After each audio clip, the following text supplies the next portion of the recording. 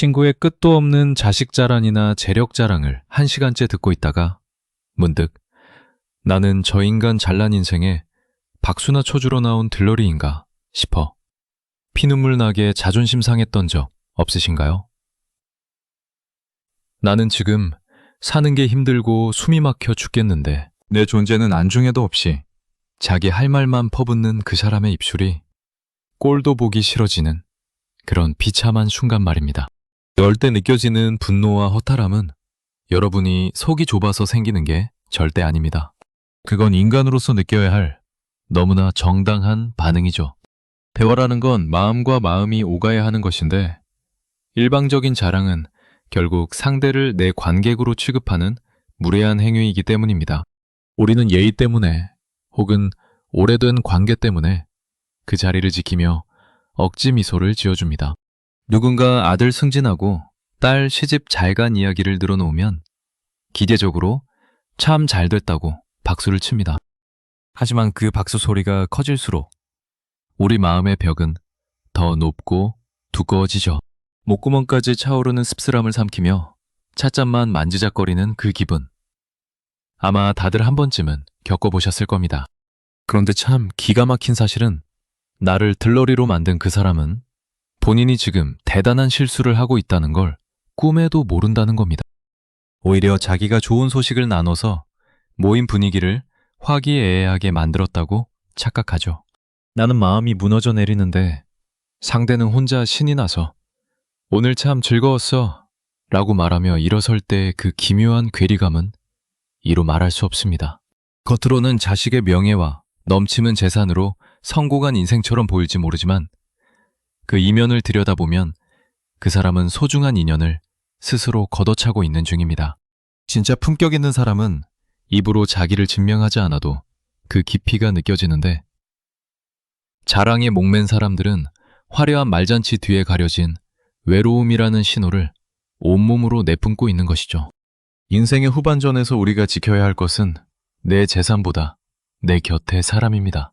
그래서 오늘은 절대 입 밖으로 내지 말아야 할 5가지 자랑을 통해 내 품격을 지키는 법을 배우려 합니다. 더불어 말하기 조금 부끄럽더라도 꺼냈을 때 오히려 관계가 기적처럼 살아나는 3가지 신호도 함께 나눠보겠습니다. 그 사람의 입술에서 나오는 독한 자랑에 당신의 하루가 무너질 이유는 전혀 없습니다. 이제는 타인의 화려한 말잔치 뒤에 가려진 그들의 허기진 결핍을 꿰뚫어보고 내 소중한 평온을 지켜낼 용기를 내보셨으면 좋겠습니다. 이 영상이 여러분의 소중한 인연을 지키고 스스로의 마음을 더 단단하게 보살피는 지침서가 되길 바랍니다. 관계의 민낯을 통해 오늘 당신의 하루를 더 가볍게 만들어드립니다. 품격 있는 노후를 위해 구독과 좋아요 부탁드립니다. 그럼 이제 본격적으로 시작해 보겠습니다. 우리는 흔히 기쁨을 나누면 배가 된다고 믿으며 살아왔습니다. 하지만 세월을 살아보니 그 기쁨이 나에게만 배가 되고 상대에게는 감당하기 힘든 박탈감이 되어 돌아오는 순간들을 참 많이도 보게 되죠. 특히 나이가 들수록 내가 내뱉은 자랑 한마디에 수십 년 지켜온 품격이 모래성처럼 허무하게 무너지는 법입니다. 내 가치는 높이고 관계는 단단하게 지키기 위해 우리가 죽을 때까지 입 밖으로 내지 말아야 할 금기들이 있습니다. 그 첫 번째 문을 지금 열어보겠습니다. 첫 번째, 자식 농사는 대성공인데 왜 내 곁엔 박수 쳐줄 친구 하나 없을까? 오랜만에 고교 동창을 만나러 동네 카페에 나가십니다. 사실 요즘 무릎도 쑤시고 잠자리도 뒤숭숭해서 마음 터놓는 친구에게 위로 좀 받고 싶은 마음이 굴뚝 같았죠. 하지만 찻잔이 채 식기도 전에 영숙이는 기다렸다는 듯 휴대폰부터 내 코앞으로 들이밉니다. 이것 좀 봐. 우리 큰 손주가 이번에 수학 경시대회에서 금상을 받았대. 사진 잘 나왔지? 영숙이의 눈은 이미 휴대폰 화면 속에 고정되어 있습니다. 예의상 정말 똑똑하네. 창받기 힘들었을 텐데 라고 한마디 던진 게 화근이었습니다. 그때부터 영숙이의 손주 간연이 시작됩니다. 이 아이가 3살 때부터 숫자를 어떻게 뗐는지, 사위가 교육열이 얼마나 대단해서 주말마다 어딜 데려가는지, 이야기는 끝날 기미가 보이지 않습니다. 나는 어제 잠을 못 자서 눈이 티티하다고. 무릎 연골이 안 좋아서 계단 오르기가 겁난다는 말은 꺼내지도 못했습니다. 내가 무슨 말을 하려고 입술만 달싹여도 영숙이는 이 사진 좀 봐봐 라며 말을 툭 끊어버리죠. 30분이 지나고 일시간이 흐릅니다. 영숙이는 자기 말에 취해 얼굴이 발그레해졌지만 나는 점점 기가 빨려 영혼이 탈탈 털리는 기분입니다. 나는 친구를 만나러 온 걸까요? 아니면 이름도 얼굴도 가물가물한 남의 집 손주 상장 수여식에 박수기계로 불려온 걸까요? 집에 돌아오는 길, 영숙이의 목소리가 귓가에 웅웅거리는데 마음은 오히려 텅 빈 것처럼 허탈하기만 합니다. 왜 사람들은 상대방의 표정이 어두워지는 걸 보면서도 자랑을 멈추지 못할까요? 이건 단순한 눈치 문제가 아니라 우리 인간의 뇌가 가진 아주 고약한 습성 때문입니다. 하버드 대학교의 심리학자 다이애나 타미르 교수가 아주 재밌는 실험을 하나 했습니다. 사람들이 자기 자랑을 할 때 뇌가 어떻게 변하는지 정밀 촬영을 해봤더니 놀랍게도 맛있는 고기를 먹거나 거액의 경품에 당첨됐을 때와 똑같은 반응이 일어났다고 합니다. 전문 용어로 측좌핵이라는 부위가 활발해지는 건데 한마디로 자랑은 우리 뇌가 먹는 가장 달콤한 사탕인 셈이죠. 사탕을 입에 물면 그 달콤함에 취해 주변 사람이 배고픈지 매 표정이 어떤지 전혀 보이지 않게 되는 것과 같습니다. 실제로 이 실험에서 사람들은 돈까지 포기해가며 자기 자랑을 선택했습니다. 영숙이가 손주 자랑을 늘어놓을 때 그녀의 뇌는 지금 마약을 하거나 사탕을 수십 개 까먹는 것 같은 황홀경에 빠져 있었던 겁니다. 그 쾌감이 너무 강렬해서 앞에 앉은 친구의 지루한 표정은 아예 뇌 레이더망에 걸리지도 않았던 것이죠. 그 친구가 특별히 나쁜 사람이라서 그런 걸까요? 아닙니다. 이건 성격 문제가 아니라 일종의 중독 패턴입니다. 특히 우리 시니어 세대에게 자식의 성공은 곧 나의 성공이라는 인식이 강하죠. 평생을 자식 뒷바라지에 바쳤으니 자식의 영광을 매 훈장처럼 휘두르며 보상받고 싶은 겁니다. 하지만 그 사람이 자랑이라는 사탕을 빨고 있는 동안 듣는 여러분은 독을 마시고 있는 셈입니다. 자랑하는 사람의 말투를 가만히 들어보세요. 질문은 없고 오직 선언만 있습니다. 우리 애가 이렇다는 말만 있지 자네는 좀 어떤가? 라는 배려는 실종되어 있죠. 이건 대화가 아니라 일방적인 배설입니다.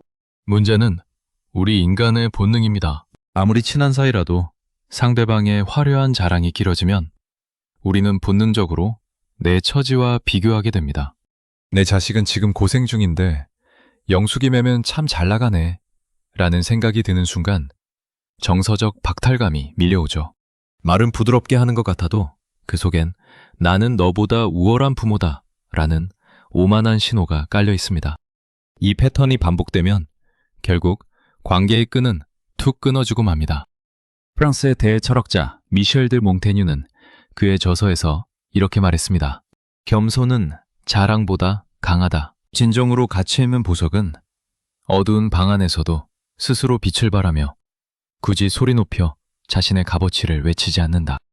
몽테뉴의 말처럼 진짜 잘 키운 자식과 평온한 가정은 내가 입으로 떠들지 않아도 매 여유로운 미소와 깊이 있는 태도에서 고스란히 배어나옵니다.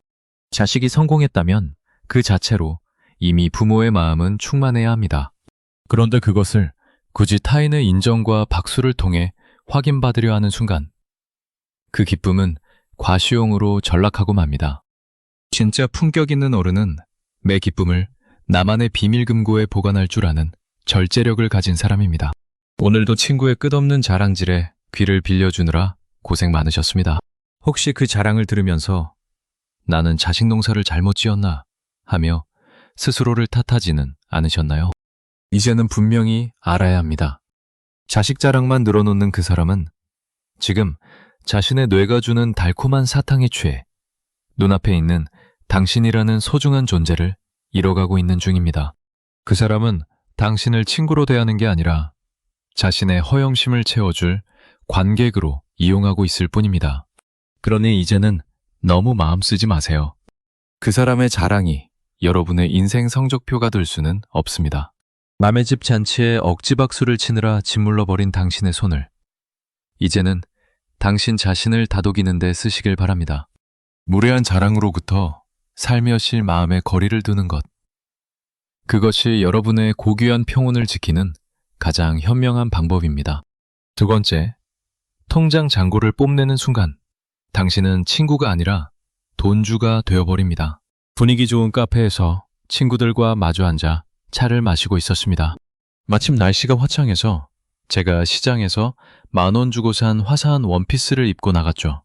다들 옷이 예쁘다고 한마디씩 하는데 평소 명품을 즐기는 친구 영자가 제 소매 끝을 슬쩍 만져보더니 묻습니다. 색깔이 참 곱네. 이거 시장에서 산 거야? 제가 지난번에 장고로 갔다가 10,000원 주고 샀는데 편하고 좋아 라고 대답했습니다. 그러자 영자가 자기 실크 블라우스에 깃을 매만지며 아주 여유로운 말투로 말을 잇더군요. 역시 시장 옷은 색감이 화려해서 보기엔 참 좋아. 사실 나도 그런 거 입고 싶은데 나는 피부가 워낙 예민해서 그런지 조금만 거칠어도 금방 두드러기가 올라오더라고. 그래서 우리 딸이 백화점 세일할 때마다 이런 천연 실크만 골라 사다 주네. 이건 하도 입어서 낡았는데도 확실히 몸에 닿는 촉감이 달라. 영자의 그 다정한 말투에는 묘한 가시가 돋쳐 있었습니다. 겉으로는 제 옷이 예쁘다고 칭찬하는 것 같았지만 결국 본인은 피부부터 귀한 사람이고 입고 있는 건 백화점 실크라는 자랑이었죠. 영자가 실크의 부드러움을 설명하는 동안 제가 입은 10,000원짜리 옷은 갑자기 거친 수건처럼 느껴졌습니다. 칭찬인 줄 알았는데 돌아오는 길엔 왜 이렇게 마음이 씁쓸하고 뒤가 구린 걸까요? 영자는 그날 기분 좋게 차값을 냈지만 저는 그 돈보다 제 자존심에 생긴 생채기가 더 아프게 느껴졌습니다. 영자의 이런 행동은 단순히 성격이 나빠서일까요? 아니면 돈이 주는 어떤 마법 같은 힘 때문일까요? UC 버클리 대학교의 폴 피프 교수는 실제 도로에서 아주 흥미로운 실험을 진행했습니다. 횡단보도에 보행자가 서 있을 때 어떤 차들이 멈춰서서 양보를 해주는지 관찰한 것이죠.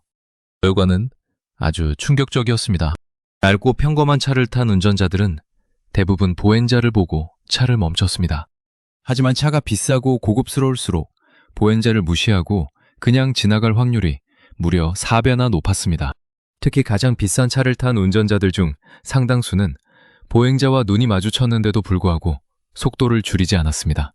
피프 교수는 이 현상을 통해 무서운 결론을 내립니다. 사람이 부유해지고 값비싼 물건으로 자신을 치장할수록 타인의 권리나 감정에 공감하는 능력은 현저히 떨어진다는 것이죠. 돈이라는 강력한 힘이 뇌 속의 공감 스위치를 꺼버리고 그 자리에 내가 우선이다 라는 특권의식을 채우기 때문입니다. 카페에서 영자가 백화점 실크를 뽐내며 당신의 기분을 살피지 못한 건 그녀가 가진 부유함이 그녀의 눈을 가려버렸기 때문입니다. 돈 자랑을 하는 사람들의 옷차림을 가만히 보세요. 그건 옷이 아니라 사실 그 사람의 약한 자존감을 감추기 위한 갑옷입니다. 비싼 실크나 명품 가방으로 무장한 사람들은 무의식 중에 나는 너희와 다른 특별한 존재라는 성벽을 쌓습니다. 이건 성격 문제가 아니라 일종의 결핍 패턴입니다. 말은 멀쩡하게 너희도 관리 잘해야지 라고 하지만 실제 행동은 상대를 아래 위로 훑어보며 움직입니다. 피프 교수의 실험 속 운전자들처럼 그들은 이미 자신의 부유함에 취해 주변 친구들의 마음의 신호등이 빨간불인지 파란불인지 보이지 않는 상태입니다. 영자가 차값을 내며 생색을 낸 건 고마운 일이지만 그 돈으로 친구들의 자존심을 짓밟고 지나갔다면 그것만큼 비싼 대가를 치르는 우정은 없습니다. 옷차림으로 사람을 위협하고 재산으로 벽을 치는 사람 곁에는 결국 돈을 노리는 사람만 남을 뿐 진정한 친구는 단 한 명도 남지 않게 됩니다. 고대 그리스의 대철학자 플라톤은 부와 품격에 대해 이렇게 말했습니다. 진정한 부는 더 많은 재산을 가지는 것이 아니라 더 적은 욕망을 가지는 것이다. 자신의 부유함을 뽐내는 자는 영혼이 가난하다는 것을 스스로 증명하는 것과 같다. 플라톤의 해석처럼 많이 가진 것보다 훨씬 더 중요한 것은 많이 자랑하지 않는 품위입니다. 진짜 부자는 낡은 옷을 입어도 그 안에서 우러나오는 기품으로 사람을 압도합니다. 굳이 가격표를 내밀지 않아도 말 한마디, 행동 하나에서 여유가 느껴지죠. 반면 영혼이 가난한 사람은 화려한 옷으로 자신을 포장하려 했습니다. 품격은 백화점 영수증에서 나오는 게 아니라 타인의 처지를 배려할 줄 아는 깊은 사유에서 나옵니다. 여러분, 오늘도 비싼 옷과 시계를 은근히 내비치며 당신을 무시하는 친구 때문에 마음이 상하셨나요? 친구의 재산 이야기를 들으며 나는 그동안 뭐하고 살았나 싶어 소매 끝을 만지작거리며 작아지지는 않으셨나요? 이제는 그 마음의 짐을 시원하게 내려놓으셔도 됩니다. 돈 자랑을 하는 그 친구는 지금 당신보다 잘나서 그러는 게 아닙니다. 오히려 당신이 가진 그 평온함과 인간다운 면모가 부러워서 자기에게 남은 유일한 무기인 돈을 휘두르고 있는 것 뿐입니다. 그 화려한 실크 뒤에는 인정받지 못하면 무너져 내릴 것 같은 가련한 영혼이 숨어 있습니다. 돈 자랑 한마디 들었다고 해서 여러분의 인생이 가난해지는 건 절대 아닙니다. 이제는 그 무례한 시선으로부터 마음의 거리를 두세요. 여러분의 가치는 걸치고 있는 옷의 브랜드나 통장의 잔고로 결정되지 않습니다. 여러분은 이미 그 자체로 존귀하고 충분합니다. 돈보다 품위를 소중히 여기는 당신. 그런 당신이야말로 진짜 인생의 부자입니다. 타임의 오만한 자랑에 휘둘리지 말고 여러분만의 소박하고 단단한 행복을 끝까지 지켜내시길 바랍니다. 세 번째, 유명인과의 친분을 강조할수록 당신의 인격은 왜 점점 작아져 보일까요? 동네 산악회 뒤풀이 자리, 막걸리 잔이 몇 번 오가자 박 형님의 목소리가 커지기 시작합니다. 대화의 주제는 자연스럽게 요즘 정치와 경제로 흘러갔는데 형님은 기다렸다는 듯 휴대폰을 꺼내 사진첩을 뒤적입니다. 이 사람이 이번에 국회의원 당선된 내 고향 후배야. 얼마 전에도 나랑 같이 점심 먹으면서 형님 하더라고. 사진 속에는 어색하게 웃고 있는 국회의원과 그 옆에서 세상을 다 얻은 듯 어깨에 힘을 준 박 형님이 있습니다. 한두 번은 마당발이시네요 라고 맞장구를 쳐줬지만 형님의 이름 팔기는 멈출 줄 모릅니다. 자네 아들이 이번에 대기업 입사했다며? 내 친구가 거기 상무인데 말 한마디만 하면 다 해결돼. 내가 전화 한 통 넣어줘? 형님은 자신이 대단한 해결사인 양 의기양양하게 말하지만 정작 그 자리에 모인 사람들은 눈을 맞추지 않고 막걸리 잔만 만지작거립니다. 사람들은 형님이 얼마나 대단한 사람을 아는지보다 왜 저렇게까지 남의 이름을 빌려와야만 대화가 되는지 그 안쓰러운 속사정을 더 빨리 알아차렸기 때문이죠. 형님이 화려한 인맥을 나열할수록 그 자리에 앉아있는 인간 박 형님의 존재감은 점점 희미해져만 갔습니다. 사람들은 그를 마당발로 기억하는 게 아니라 자존감은 없고 이름만 파는 피곤한 사람으로 기억하게 된 것입니다. 왜 박 형님 같은 사람들은 내가 아닌 남의 성공을 자기 것인 양 떠벌리게 되는 걸까요? 심리학에는 반사된 영광 누리기라는 아주 흥미로운 개념이 있습니다. 치알디니 교수는 대학교 미식축구 경기가 끝난 뒤 학생들의 복장을 관찰했습니다. 신기하게도 자기 학교 팀이 경기에서 이긴 날에는 학교 로고가 박힌 티셔츠를 입고 등교하는 학생이 압도적으로 많았습니다. 반면 경기에 진 날에는 학교 옷을 입는 학생이 급격히 줄어들었죠. 학생들은 이긴 팀과 자신을 동일시하며 그 영광을 반사받아 자신의 가치를 높이려 했던 것입니다. 인맥 자랑도 정확히 이 심리에서 비롯됩니다. 스스로를 빛내 내 안의 빛이 부족하다고 느낄 때 사람들은 빛나는 유명인이나 지위가 높은 사람 곁에 서서 그 빛을 빌려오려 합니다. 나는 대단한 사람과 연결되어 있으니 나도 대단한 사람이다 라는 착각을 심어주고 싶은 것이죠. 하지만 이 실험의 이면에는 슬픈 진실이 있습니다. 남의 영광에 더 강하게 집착할수록 사실은 내 자존감이 바닥을 치고 있다는 것을 스스로 광고하는 꼴이 되기 때문입니다. 인맥 자랑을 일삼는 사람들의 말투를 가만히 보세요. 그들은 현재의 나를 소개할 방법이 없어서 자꾸 남의 이름을 빌려옵니다. 자신의 삶이 공허하고 내세울 게 없을 때 타인의 성공은 가장 화려하고 쉬운 갑옷이 됩니다. 이건 성격 문제가 아니라 일종의 정체성 상실 패턴입니다.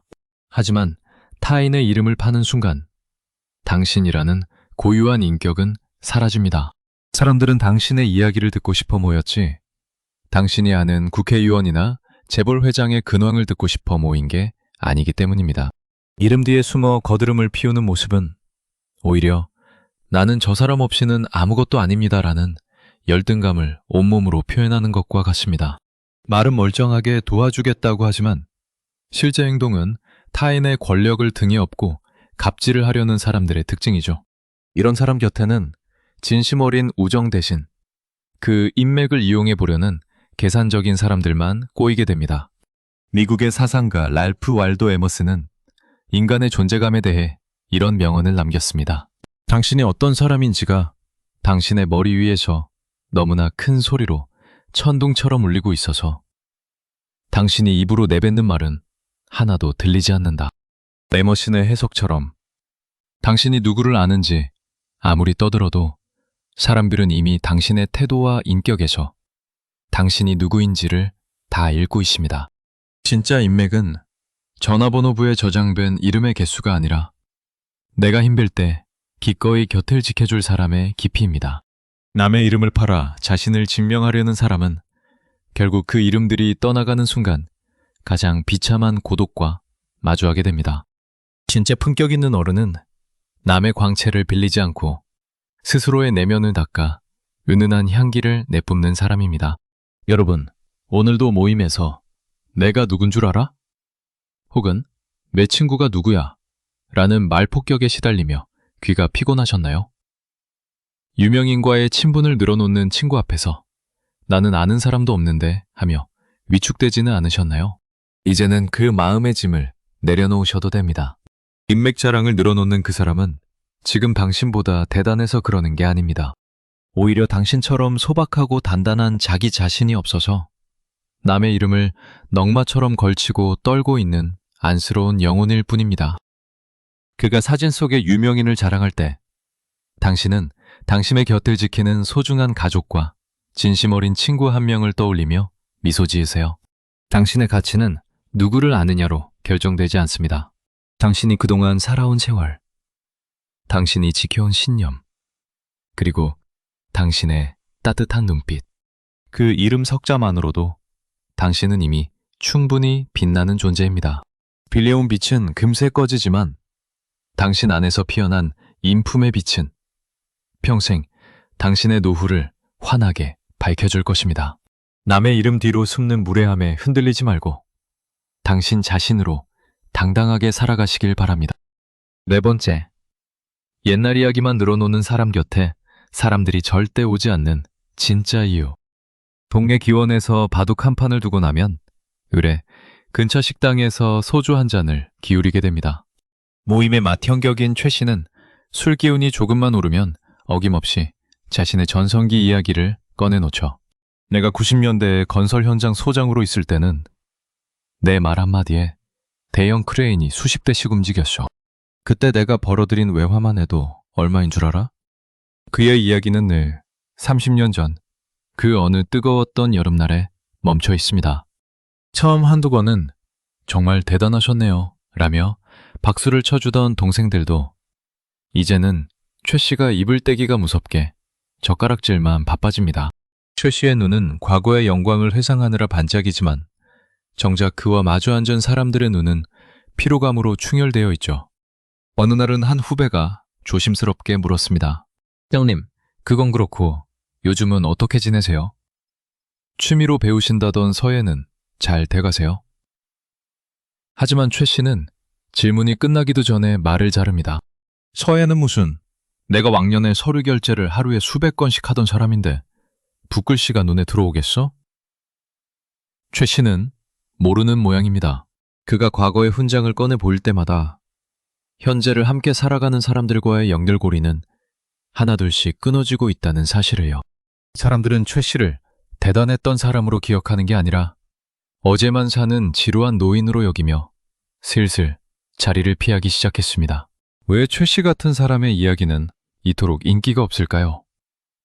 심리학에는 정보의 참신성과 사회적 매력의 상관관계에 대한 흥미로운 연구가 있습니다. 인간의 뇌는 새로운 자극을 받을 때 도파민을 분출하며 즐거움을 느끼도록 설계되어 있습니다. 반면 이미 알고 있거나 현재와 아무런 상관이 없는 반복적인 정보에는 극심한 피로를 느끼죠. 미국 하버드 대학교의 연구에 따르면 대화에서 상대방이 매력을 느끼는 핵심 요소는 상호성과 현재성입니다. 상대방이 나의 현재 상태에 관심을 가져주거나 지금 당장 유용한 새로운 정보를 나눌 때 호감도가 급상승합니다. 반대로 오직 자신의 과거 성공 경험만 일방적으로 반복하는 행위는 상대방에게 인지적 부하를 줍니다. 쉽게 말해 듣는 사람 입장에서는 그래서 그게 지금 나랑 무슨 상관인데? 라는 의문이 드는 순간 대화의 에너지가 고갈되는 것이죠. 과거의 영광을 반복하는 것은 상대방의 귀를 빌려 자신의 자존감을 채우려는 정서적 갈취와 같습니다. 사람들은 무의식적으로 자신의 에너지를 뺏는 사람을 멀리하게 되는데 이것이 바로 왕년의 전성기만 늘어놓는 사람 곁에 정작 사람이 남지 않는 과학적인 이유입니다. 과거 영광을 자랑하는 사람들의 말투와 분위기를 가만히 관찰해 보세요. 그 눈빛은 이미 현재의 생기가 사라져 있습니다. 그들은 오늘을 사는 즐거움을 찾기보다 이미 지나간 필름을 돌려보며 위안을 얻습니다. 이건 성격 문제가 아니라 일종의 심리적 고착 상태입니다. 말은 멀쩡하게 내가 다 겪어봐서 아는데 라고 시작하지만 그 이면에는 나는 지금 초라해지고 싶지 않다는 절박한 비명이 숨어 있습니다. 현재의 삶에서 내세울 만한 보람이나 작은 성취가 없을 때 인간은 자연스럽게 가장 화려했던 시절의 기억 뒤로 숨게 됩니다. 하지만 과거를 붙잡을수록 당신의 오늘은 점점 더 가난해집니다. 진정한 어른의 매력은 과거의 직함이 아니라 지금 이 순간을 대하는 유연한 태도에서 나옵니다. 말은 멀쩡한데 행동은 다르게 움직이는 사람들은 과거의 명성이 현재의 무례함을 가려줄 것이라 믿습니다. 하지만 사람들은 당신의 과거 소장 명함이 아니라 오늘 당신이 건네는 따뜻한 안부 한마디에 마음을 엽니다. 어제의 영감은 어제의 일일 뿐 그것이 오늘의 당신을 대신 증명해 주지는 않습니다. 로마의 황제이자 스토아 철학자였던 마르쿠스 아우렐리우스는 그의 저서 명상록에서 이렇게 말했습니다. 어제는 이미 지나가 버린 꿈이며 내일은 아직 오지 않은 환상이다. 오직 당신이 소유하고 있는 것은 지금 이 순간뿐이다. 영광스러운 과거에 머물러 있는 자는 죽은 자와 대화하는 것과 같으니 살아있는 자는 마땅히 현재의 공기를 마셔야 한다. 아우렐리우스의 해석처럼 진짜 품격 있는 사람은 자신의 전성기를 입 밖으로 꺼내지 않습니다. 그것은 이미 지나간 역사임을 인정하기 때문이죠. 대신 그는 오늘 처음 만난 꽃의 이름에 감탄하고 오늘 처음 배운 스마트폰 기능에 즐거워합니다. 현재를 사랑하는 사람 곁에는 생기가 넘치고 그 생기는 자석처럼 사람들을 끌어모읍니다. 여러분, 오늘도 왕년의 내가 말이야 라며 시작되는 지인의 장황한 연설에 귀를 빌려주느라 애쓰셨습니다. 그 이야기를 들으며 왠지 모를 답답함을 느끼셨다면 그건 여러분이 나빠서가 아니라 살아있는 생명을 가진 존재로서 당연한 반응을 하신 겁니다. 혹시 여러분 자신도 모르게 옛날 이야기를 꺼내려 한다면 잠시 숨을 고르고 입을 닫아보세요. 대신 주변을 둘러보며 오늘 당신이 느낀 작은 행복 하나를 말해보는 건 어떨까요? 오늘 아침에 마신 커피 향이 참 좋더라. 혹은 길가에 핀 꽃이 참 예쁘더라. 같은 말들 말입니다. 과거의 영광은 이제 서랍 속에 고이 넣어두셔도 됩니다. 박수 쳐줄 사람 없는 텅 빈 과거의 무대 위에서 혼자 춤을 추는 것은 너무나 외로운 일입니다. 이제 그 무대에서 내려와 지금 당신 곁에 있는 사람들의 눈을 바라보세요. 당신의 화려했던 과거보다 오늘 당신이 건네는 진심 어린 미소가 상대방에게는 훨씬 더 큰 감동을 줍니다. 어제를 사는 박물관이 되지 말고 오늘을 피워내는 정원이 되시길 바랍니다. 당신의 진짜 전성기는 아직 끝나지 않았습니다. 오늘을 사는 바로 지금이 당신의 가장 빛나는 순간입니다. 5번째, 건강한 게 유세가 되는 순간. 수십 년 우정은 병들기 시작합니다. 오랜만에 고교 동창들과 정갈한 한정식 집에 모였습니다. 나물이며 돌솥밥이며 음식이 참 좋았지만 사실 우리 나이가 되면 밥보다 더 챙기게 되는 게 있죠. 식사가 거의 끝나갈 무렵 약속이라도 한 듯 여기저기서 부스럭거리는 소리가 들립니다. 누구는 주머니에서 주그만 약통을 꺼내고 누구는 가방 깊숙이 넣어둔 비닐 약봉투를 꺼내 식탁 위에 올려놓습니다. 이건 혈압약이고 이건 당뇨약이야. 서로의 건강 상태를 묻는 말들이 오가며 식탁은 금세 작은 조제실처럼 변해버립니다. 그런데 그때 물 한 모금을 아주 여유롭게 마시던 친구 한 명이 보란듯이 헛기침을 합니다. 그리고는 빈 식탁을 툭툭 치며 아주 당당하게 입을 열죠. 다들 약 챙겨 먹느라 고생 그리 많네. 나는 아직 평생 약이라는 걸 모르고 살아서 그런지 이런 광경을 보면 참 신기해. 젊었을 때 관리 좀 하지 그랬어. 친구의 얼굴에는 나는 너희와 급이 다르다는 선민의식이 가득 묻어납니다. 진심으로 걱정해주는 척하지만 그 눈빛엔 은근한 우월감이 깔려 있습니다.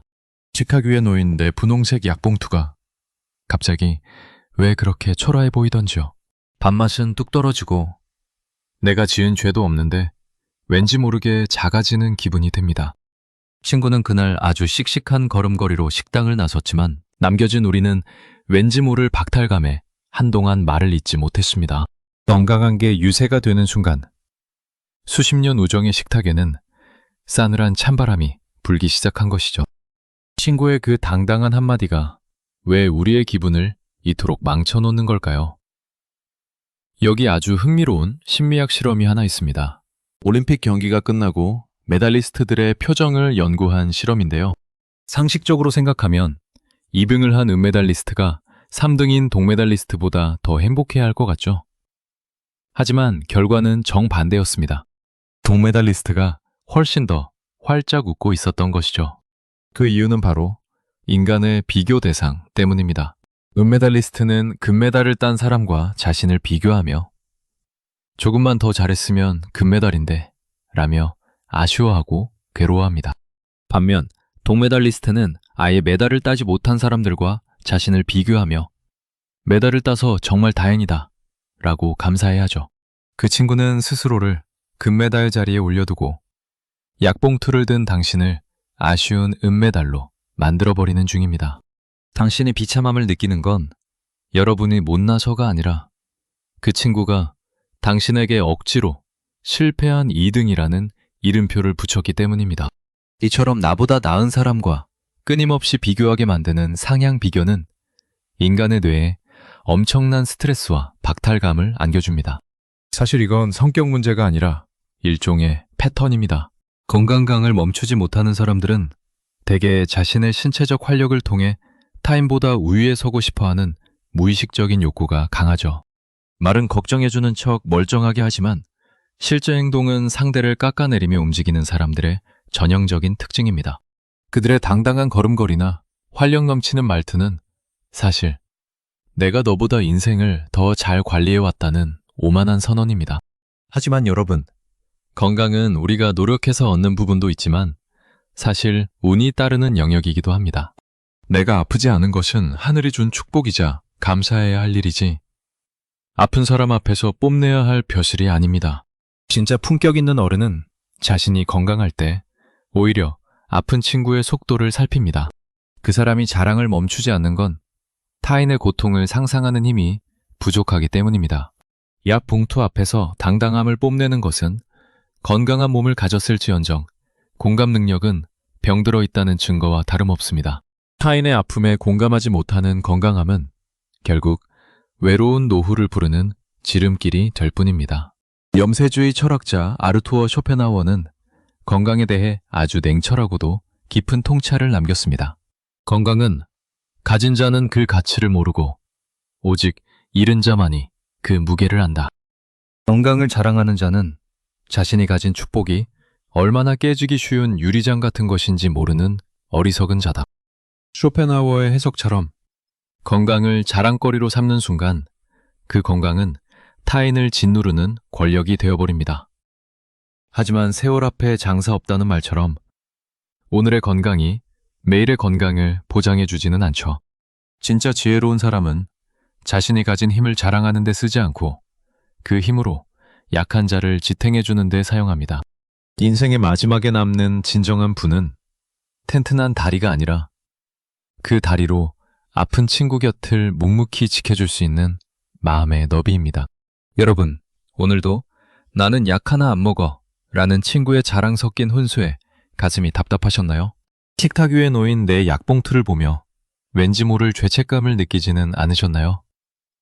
이제는 그 무거운 마음을 시원하게 내려놓으셔도 됩니다. 혈압약을 먹고 당뇨약을 챙기는 것은 여러분이 관리를 못해서가 아닙니다. 그만큼 세월의 풍파를 견디며 가족을 위해 그리고 나 자신을 위해 치열하게 살아왔다는 성실한 증거입니다. 약 봉투는 부끄러운 결점이 아니라 내 몸을 끝까지 책임지겠다는 스스로에 대한 약속이자 훈장과도 같은 것이죠. 건강을 유세 떠는 친구의 말에 너무 마음 쓰지 마세요. 그 친구는 지금 금메달이라는 짧은 환상에 취해 당신이라는 소중한 인연을 잃어가고 있는 중입니다.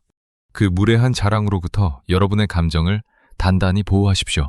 친구가 씩씩하게 앞서 나간다면 여러분은 여러분만의 평온한 보폭으로 걸으시면 됩니다. 건강한 몸보다 더 소중한 것은 상처받지 않는 건강한 마음입니다.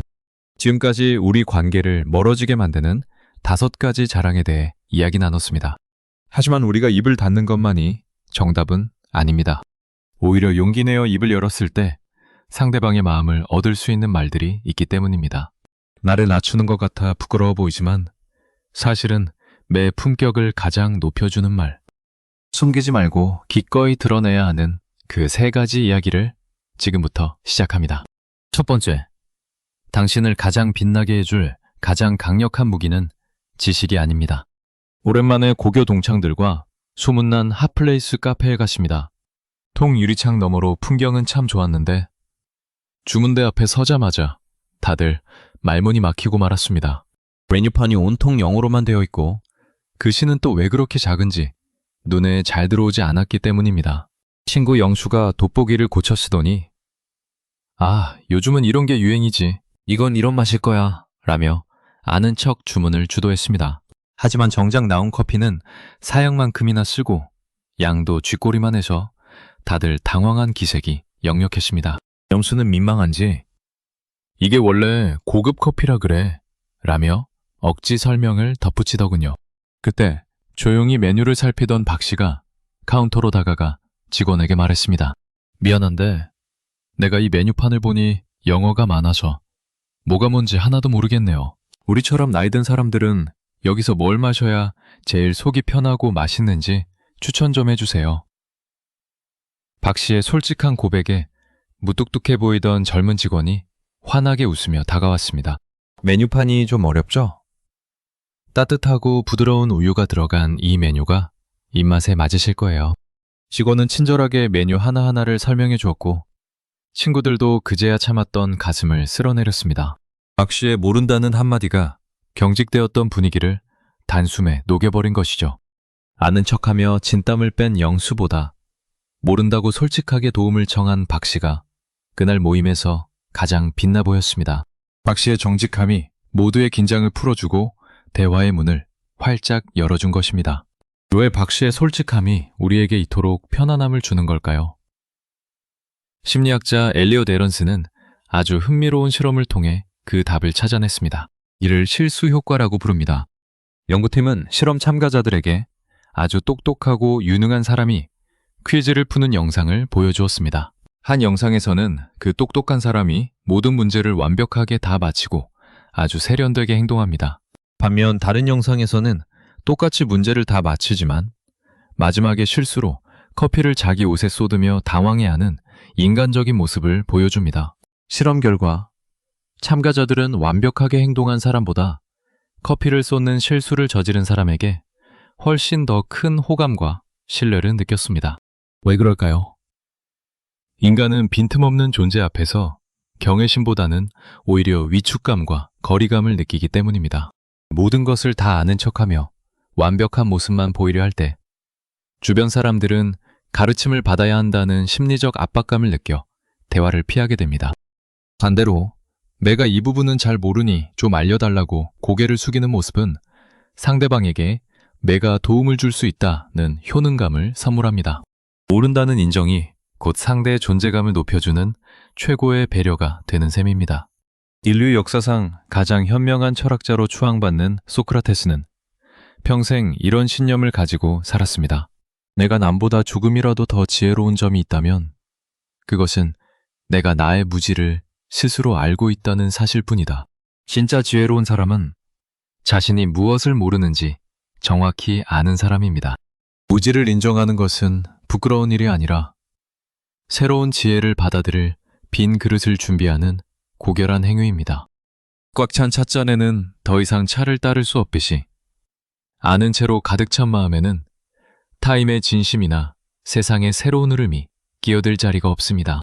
여러분, 오늘도 혹시 모임에서 모르는 주제가 나왔을 때 뒤처지지 않으려고 아는 체하며 마음 졸이지는 않으셨나요? 디지털 세상의 빠른 변화 앞에서 자존심을 지키려다 오히려 외톨이가 되고 있지는 않으셨나요? 이제는 그 무거운 가면을 벗으셔도 됩니다. 나는 잘 모르니 네가 좀 가르쳐 줄래? 이 짧은 한마디가 여러분의 품격을 떨어뜨리는 게 아니라 오히려 여러분을 가장 세련되고 매력적인 어른으로 만들어줄 것입니다. 모른다고 말할 때 당신은 비로소 타임의 이야기를 진심으로 들을 준비가 된 것입니다. 그 솔직함이 당신의 인격을 더욱 빛나게 하고 끊겼던 대화의 강물을 다시 흐르게 할 것입니다. 아는 체하는 좁은 성벽 안에 갇히지 말고 모름을 인정하는 넓은 바다로 나아가십시오. 그곳에서 당신의 인생 후반전은 그 어느 때보다 따뜻하고 풍요로워질 것입니다. 두 번째, 품격 있는 어른일수록 자신의 흉터를 숨기지 않는 아주 특별한 이유. 퇴직 후에도 넉넉한 척하며 모임 때마다 골프며 비싼 식사 자리를 주도하던 김 씨가 있었습니다. 그는 모임원들 사이에서 늘 큰형님으로 통했죠. 하지만 사실 김 씨는 최근 무리하게 투자했다가 노후 자금의 절반 이상을 날린 상태였습니다. 친구들 사이에서 망했다는 소리가 듣기 싫어 카드 돌려막기를 하며 위태롭게 버티고 있었던 것입니다. 점심 한 끼 먹는 것도 사실 손이 떨릴 정도였지만 자존심 때문에 이 정도 식사는 내가 내야지 라며 억지 허세를 부렸습니다. 하지만 가짜로 꾸민 여유는 오래가지 못했습니다. 매달 돌아오는 카드 결제일과 친구들의 모임 연락이 공포로 다가오기 시작했죠. 결국 도저히 버틸 수 없게 된 김 씨가 모임 자리에서 무겁게 입을 열었습니다. 친구들아, 사실 나 투자 실패해서 돈이 많이 없어. 그동안 자존심 지키느라 무리하게 돈 썼는데 이제는 국밥 한 그릇 먹는 것도 버겁네. 정말 미안해. 김 씨가 비난받을 줄 알고 고개를 푹 숙이자 의외의 반응이 돌아왔습니다. 친구 중 한 명이 허허 웃으며 그의 어깨를 두드렸습니다. 이 사람아, 진작 말하지 그랬어. 사실 우리도 자네 수준 맞춰주느라 허리가 휠 뻔했네. 우리 이제 비싼 골프 대신 등산 다니고 고급 요리 대신 동네 국수집에서 만나자. 그게 우리 나이에 더 편하고 좋지. 김 씨의 솔직한 고백 덕분에 모임의 문턱은 낮아졌고 돈이 아닌 마음으로 만나는 진짜 친구들만 곁에 남게 되었습니다. 왜 우리는 자신의 약점을 드러낼 때 더 깊은 유대감을 느끼는 걸까요? 독일 마나임 대학교의 심리학자 안나 부르크는 이를 아름다운 혼란 효과라고 정의했습니다. 연구팀은 사람들이 자신의 취약함을 드러낼 때 느끼는 감정과 타인이 이를 지켜볼 때 느끼는 감정을 비교하는 실험을 진행했습니다. 실험 결과는 매우 인상적이었습니다. 자신의 고민이나 약점을 털어놓는 당사자는 그것을 수치스러운 오점이나 나약함으로 생각하며 몹시 부끄러워했습니다. 하지만 이를 지켜본 타인들의 시선은 정반대였습니다. 그들은 상대방이 약점을 고백하는 모습을 보며 진솔함과 엄청난 용기를 느꼈고 오히려 그 사람을 더 신뢰하고 가깝게 느끼게 되었다고 답했습니다. 우리는 흔히 강한 척해야 무시당하지 않는다고 믿지만 심리학은 그 반대가 진실이라고 말합니다. 자신의 약점을 드러내는 행위는 상대방에게 나도 당신에게 마음을 열 준비가 되었다는 강력한 신뢰의 신호를 보내는 것과 같습니다. 이 신호가 전달되는 순간 거칠에만 가득했던 관계는 순식간에 진정한 우정으로 변하게 됩니다. 품격 있는 어른은 자신의 약점을 드러내는 것을 두려워하지 않습니다. 그들은 흉터를 숨겨야 할 결점이 아니라 세월의 풍파를 견디온 인생의 훈장으로 여기기 때문입니다. 강한 척하며 방어막을 치는 사람일수록 사실 그 속마음은 더 불안하고 외롭습니다. 자신의 진짜 못난 모습을 보였다가 사람들이 떠나갈까봐 겁이 나기 때문입니다. 하지만 대화는 멀쩡하게 주고받으면서도 정작 속은 보여주지 않는 사람 곁에는 진정한 친구가 남지 않습니다. 진실한 관계는 서로의 잘난 점을 뽐낼 때가 아니라 서로의 아픈 구석을 보여주고 다독여줄 때 시작됩니다.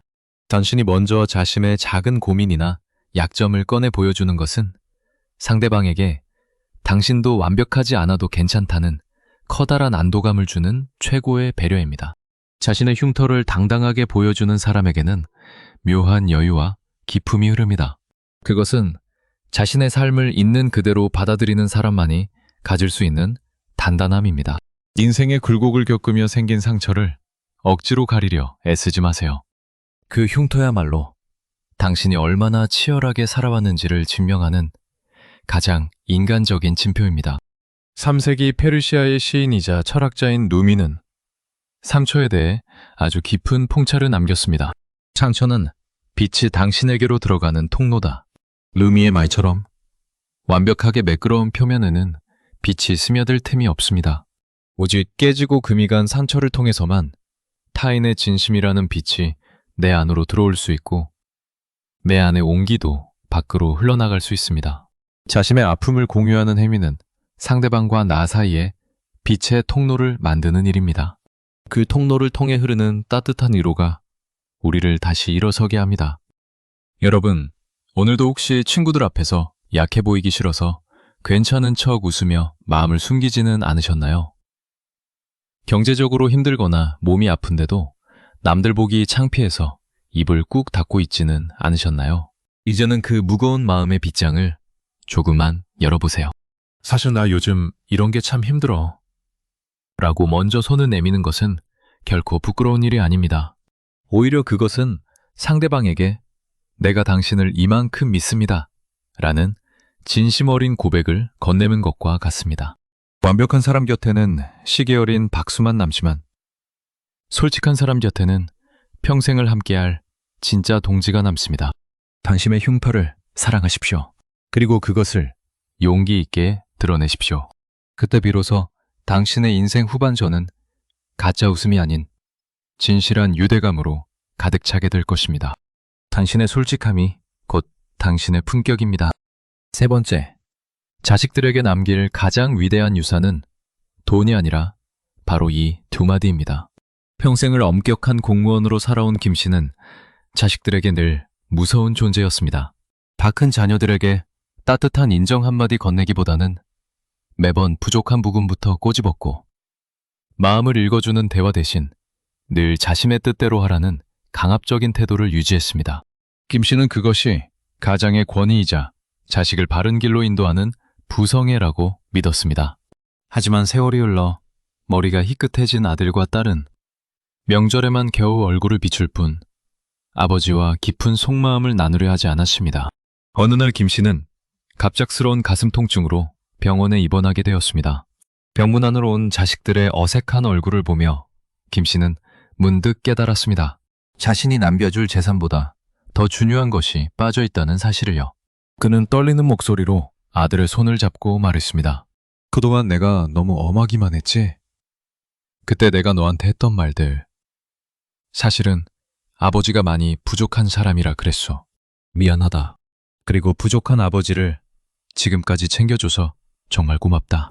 아버지가 평생 처음으로 건넨 미안하다와 고맙다는 말에 아들의 눈시울이 붉어졌습니다.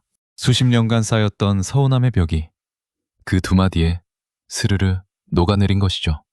김 씨는 그날 이후 자식들과 진짜 대화를 시작할 수 있었습니다. 통장에 든 돈보다 아버지가 용기 내어 건넨 진심 어린 사과와 감사가 자식들에게는 평생 가슴에 품고 갈 가장 큰 유산이 되었습니다. 왜 고맙다는 말과 미안하다는 말은 이토록 강력한 힘을 발휘할까요? 하버드 대학교 의과대학의 연구팀은 인간관계에서의 사과와 감사가 뇌에 미치는 영향을 연구했습니다. 연구 결과 진심 어린 사과를 받거나 감사의 표현을 들었을 때 인간의 뇌에서는 행복 호르몬인 도파민과 신뢰 호르몬인 옥시토신이 급격히 분출되는 것으로 나타났습니다. 특히 미안하다라는 말은 상대방의 뇌에서 위협과 불안을 느끼는 편도체의 활동을 즉각적으로 진정시키는 효과가 있었습니다. 공격받았다는 방어 기제를 무너뜨리고 다시 소통할 수 있는 상태로 만드는 것이죠. 또한 고맙다는 표현은 상대방의 자존감을 높여주어 그 관계를 계속 유지하고 싶게 만드는 강력한 접착제 역할을 합니다. 실험에 참여한 사람들은 값비싼 선물을 받았을 때보다 평소 듣고 싶었던 진심 어린 사과나 감사의 말을 들었을 때 상대방에 대한 신뢰도가 몇 배나 더 높게 상승했습니다. 이는 물질적인 보상보다 정서적인 인정이 인간관계의 본질임을 과학적으로 증명해 줍니다.